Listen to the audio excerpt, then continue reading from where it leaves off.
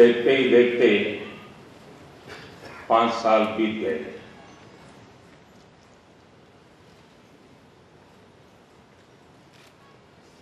एक मुख्यमंत्री के रूप में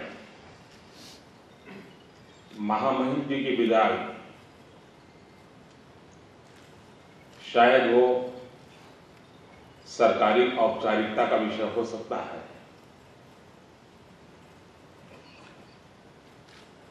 परंपराओं को निभाने का काम भी हो सकता है, लेकिन आज का यह समारोह उससे भी कुछ ज्यादा अधिक है, कुछ विशेष है, व्यक्तिगत रूप से मेरे मन को छूने वाला है। लोकतांत्रिक व्यवस्थाओं में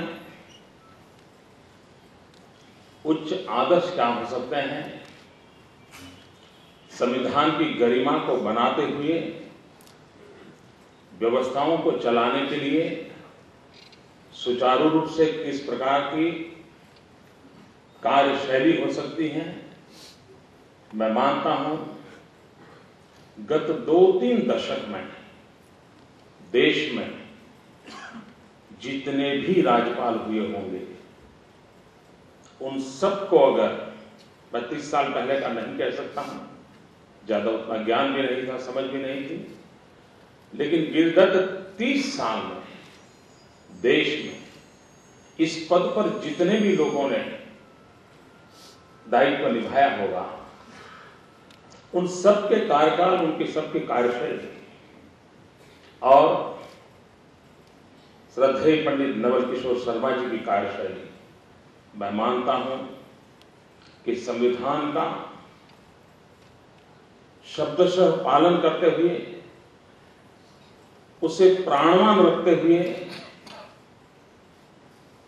स्वयं को काफी दूर रखते हुए निरंतर 5 साल तक निभाना, ये अपने आप में बहुत बड़ी ऊंचाई हो तब संभव होता है, और मैंने उस ऊंचाई को अनुभव किया।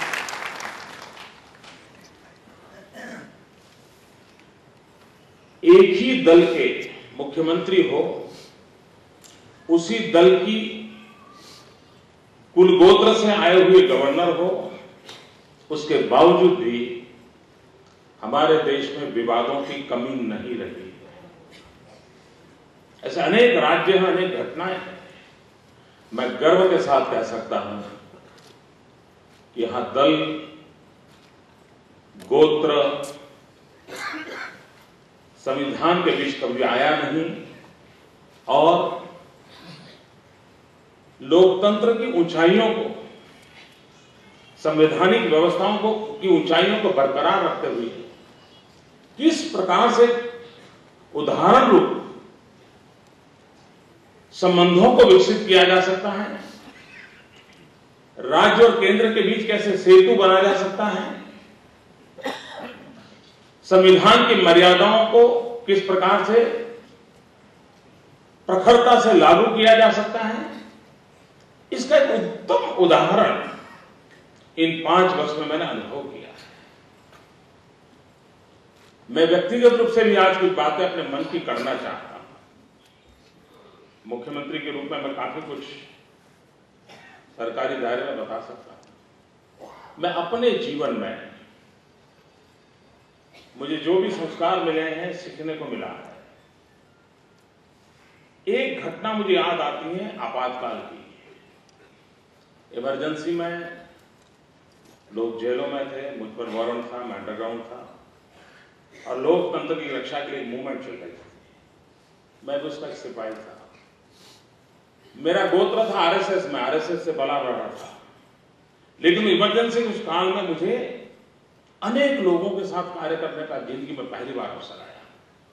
20-22 साल की उम्र थी, दुनिया को समझने का आरंभ था, और तब मैं कई गांधीयन विचारों से जुड़े हुए, सर्वोदयी परंपरा से जुड़े हुए, जेपीवाद से जुड़े हुए अनेक लोगों के साथ निकट से काम करने का मुझे सौभाग्य मिला। और वो कालखंड था जिसने मेरे जीवन में मेरी सोच के व्याप को बढ़ाने में, नए दृष्टिकोण से चीजों को देखने का मुझे अवसर दिया था। मैं कह सकता हूं कि ये 5 वर्ष पंडित नवल किशोर शर्मा जी के पास रहते हुए मुझे वो सौभाग्य दोबारा मिला जिसने मेरे व्यक्तिगत विकास में बहुत बड़ा योगदान दिया है। सार्वजनिक जीवन में अनेक लोग हैं, सार्वजनिक जीवन में आने के अनेक अनेक कारण हैं, लेकिन कुछ बातें ऐसी हैं कि जिसके कारण हमारा ध्यान आकर्षित होता है। हम जानते हैं कि आज सार्वजनिक जीवन में आने की परंपरा या तो जन आंदोलनों में से आना होता है या सत्ता, पावर, ग्लैमर, इसके इर्द गिर्द चीजों की प्रेरणा से आना जाना होता है। लेकिन अगर सार्वजनिक जीवन में आने का मार्ग उन 2 पहियों से आगे बढ़ा होता है तो क्या अंतर होता है, मैं श्रद्धेय पंडित नवल किशोर शर्मा जी में अनुभव कर रहा हूं। देशभक्ति की लगन, देशदाज, भारत आजाद हो, इस तमन्ना के कारण पारिवारिक दायरा छोड़कर के सार्वजनिक जीवन को स्वीकार करना, प्रेरणा देश की आजादी, देशभक्ति, और आजादी मिलने के बाद कार्य की प्रेरणा, सामाजिक संवेदना।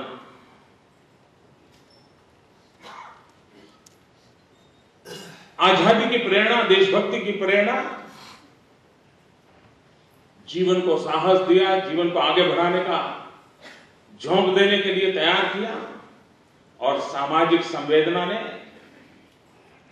समाज के लिए कुछ कर मिटने की तमन्ना को जागृत किया।